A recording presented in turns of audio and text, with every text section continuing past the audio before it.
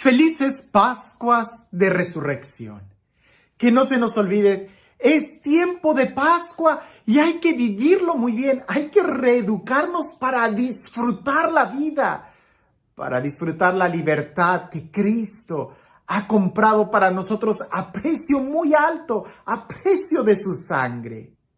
Pero definitivamente la alegría y la felicidad, el gozo que experimentamos en este tiempo, no debería de limitarse solamente al tiempo de Pascua, sino más bien deberíamos de aprender a vivir así, en la dignidad y en la alegría de los hijos de Dios siempre. No vaya a ser que cuando termine la Pascua otra vez querramos volver al Viernes Santo o al tiempo de Cuaresma. No. La idea de vivir cada año un tiempo específico y prepararnos para este tiempo es que vayamos cada vez subiendo más, mejorando cada vez más, disfrutando cada vez más la vida. Algunos se quejan y dicen, es que ya no es lo mismo, cuando yo era joven era más feliz, tenía más energía, tenía más... Y otros dicen tantas cosas que bueno, si vas con ese sentido en tu vida, sí, seguramente vas de bajada. Pero también hay otros que de una manera increíble han logrado ver su vida como la producción de un buen licor. Mientras más añejo es el vino, más sabor tiene. Y es que de eso se trata, de disfrutar, de saborear la vida. Por eso usualmente la sabiduría se identifica con las personas de avanzada edad, porque han logrado desprenderse de cosas insignificantes que les preocupan. Usualmente, la mayoría de nuestras preocupaciones, la mayoría de nuestros dolores, de nuestras angustias, provienen de cosas que no tienen tanto sentido, de cosas superficiales. Hay gente que hasta puede enojarse de algo tan superficial como la ropa, los zapatos, y están olvidando cuál es el verdadero sentido de la vida, la capacidad de disfrutar.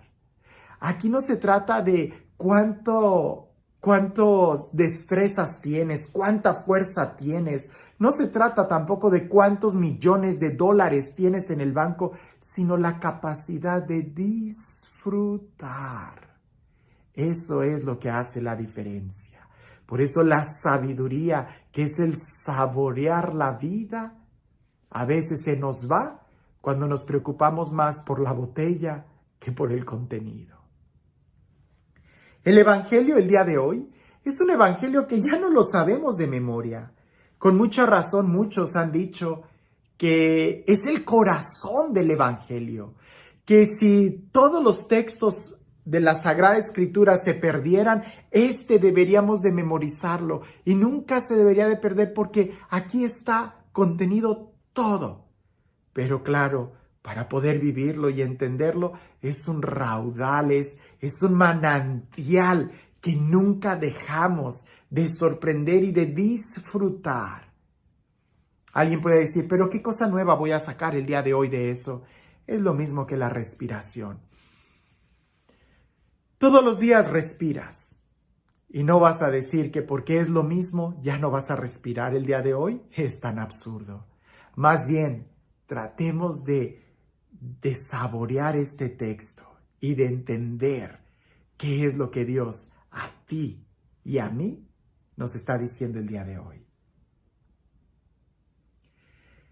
Tanto amó Dios al mundo que le entregó a su Hijo único, para que todo el que crea en Él no perezca, sino que tenga la vida eterna.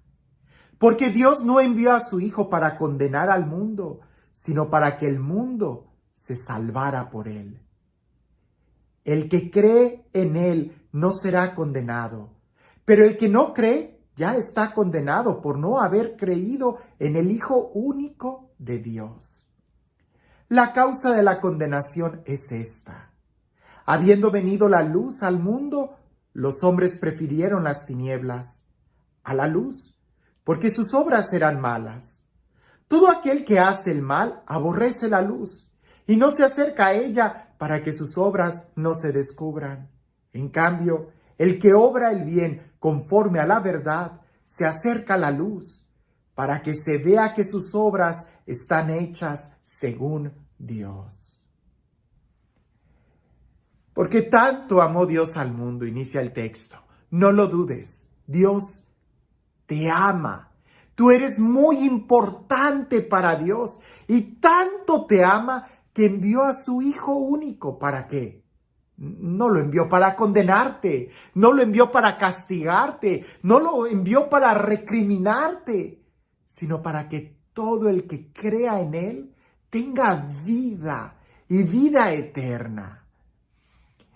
Jesús ha venido aquí para darnos vida y vida en abundancia. Recuerda que la palabra vida en la Sagrada Escritura significa felicidad, plenitud, realización, alegría, vida.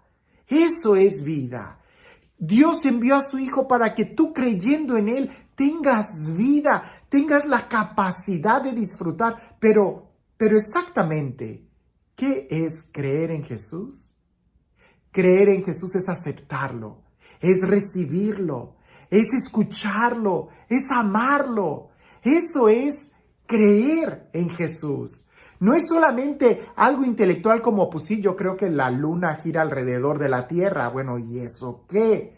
Tú no te adhieres a eso, tú no amas esa idea. Pero Jesús es una persona y creer en Él es creerle a Él, es aceptarlo, es recibirlo. Todavía más, dice que no todos lo recibieron. Aquel que no cree en Él ya está condenado. No porque Jesús venga a condenarte y a castigarte, sino porque tú al no recibirlo te quedas en la misma situación. Es como aquel que sale y aunque el sol esté brillando y resplandeciente, si sale con los ojos cerrados, pues claro que se va a tropezar. No porque el sol no esté brillando, sino porque Él no abrió sus ojos.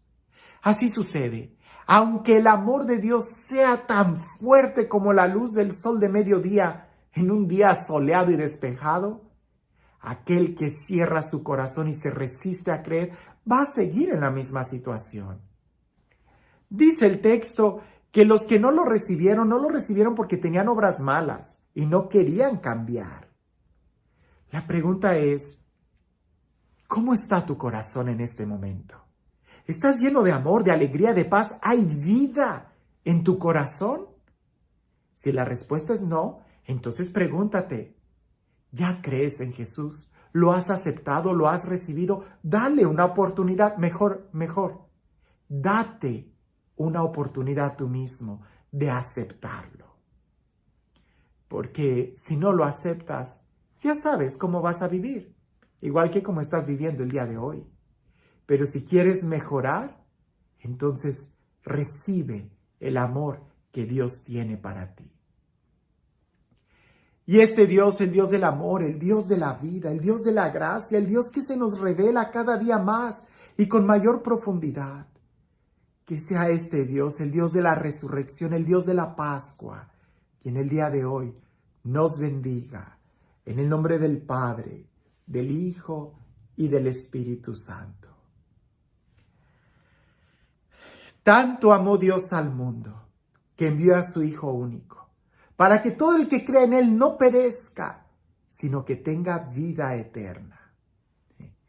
Si tú crees en Él, si tú lo recibes, ya tienes vida en ti. Deberías de vivir y no de estar sobreviviendo, peleando por la vida o preocupado de cosas que a veces lo único que hacen es quitarnos la vida, quitarnos la paz. Cuentan por ahí que había una monja, una religiosa, que has de saber que todos los religiosos, las monjas, los sacerdotes, planeamos nuestro funeral. Es parte de nuestra vida el planear nuestro funeral. Y no tanto por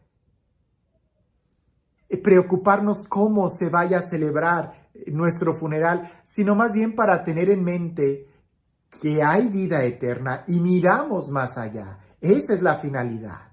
Bien, Esta religiosa parece que no había entendido muy bien el sentido de preparar su funeral, porque cuando ella estaba con la hermana superiora, en un momento en el que ella se estaba midiendo un hábito nuevo, ella le dice a la monja cuando está viendo su hábito, le dice, ¿sabe qué, madre superiora? Cuando me entierren, quiero que me entierren con el hábito antiguo. Y la monja superiora voltea y le dice, pues si ese hábito es más cómodo para ti, te enterraremos con ese hábito. A veces nosotros nos preocupamos de cosas tan absurdas. El que ha resucitado con Cristo ya no se preocupa de la vestidura con la que va a ser enterrado.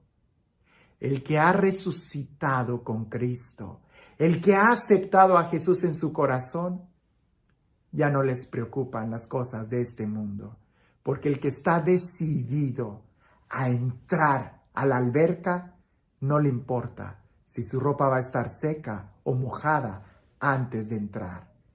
El que se ha decidido a entrar al amor de Dios, no le importan las circunstancias.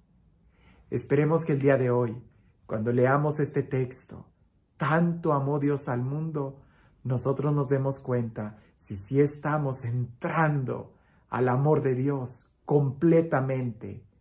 No sea que estemos todavía preocupados con qué hábito vamos a vestir. Que tengas un excelente día.